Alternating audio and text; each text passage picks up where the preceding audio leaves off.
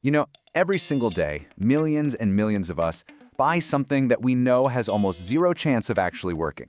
It's this huge paradox, right? And it's generated billions of dollars, all because it taps into one of the most powerful forces we have, hope. So let's get into it. Let's really dive into the psychology of why we play a game we're pretty much guaranteed to lose. So where does it all begin? It starts with something so incredibly simple, so unassuming, just a tiny piece of paper. And on that paper, you pick a few numbers. Maybe they're totally random, or maybe, they're super special to you. The act itself couldn't be easier. But here's the catch. That simple little action runs smack into this staggering reality. A chance of succeeding so small that our brains can barely even process what it means. Which brings us to the big question, right? What is going on here? If the action is so simple and the odds are so bad, why is the lottery just so incredibly compelling?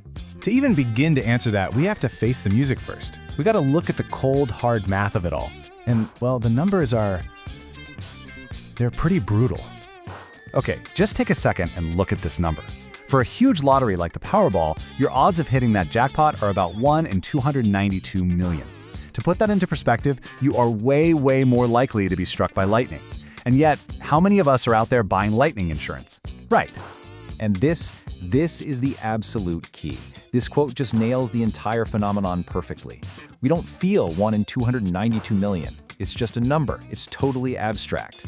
But what we do feel, and feel very powerfully, is the pull of our imagination. And that's where the lottery's real power is hiding.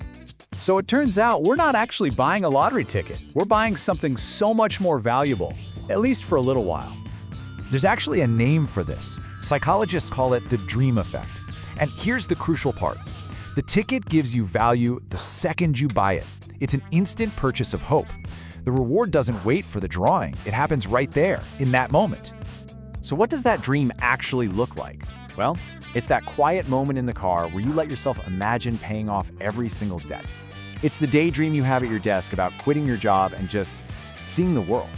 For the price of a cup of coffee, you get a few days of pure fantasy, of imagining a completely different life. It's a temporary escape, but man, is it a powerful one. Now, what's really fascinating is how our own brains are kind of wired to fall for this dream.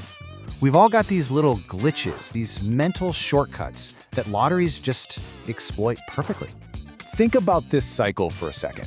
You buy a ticket, you lose again and again, but then, bam, you win $2. It's such a tiny victory, but for your brain, it's a huge deal. That little hit of dopamine is unbelievably powerful. And what happens next is that one small win creates this super vivid, exciting memory that just shines so much brighter than all those dull, repetitive memories of losing.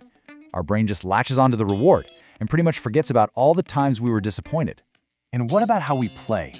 So many of us don't just grab a random ticket. We choose our numbers, birthdays, anniversaries, a pattern on the ticket that just feels right. We try to inject our own meaning into what is a totally random process. This creates what's known as a false feeling of control. Our brains crave agency, We want to feel like we have some kind of influence. So by picking our lucky numbers, we satisfy that craving, even when we logically know that a ticket with 1, 2, 3, 4, 5, 6 has the exact same chance of winning as our carefully chosen special dates. Okay, so it's not just what's going on inside our heads. There's this huge external force at play here too, the media. And it creates this incredibly powerful illusion that shapes how we all see the lottery. When someone hits the jackpot, what happens? We see this.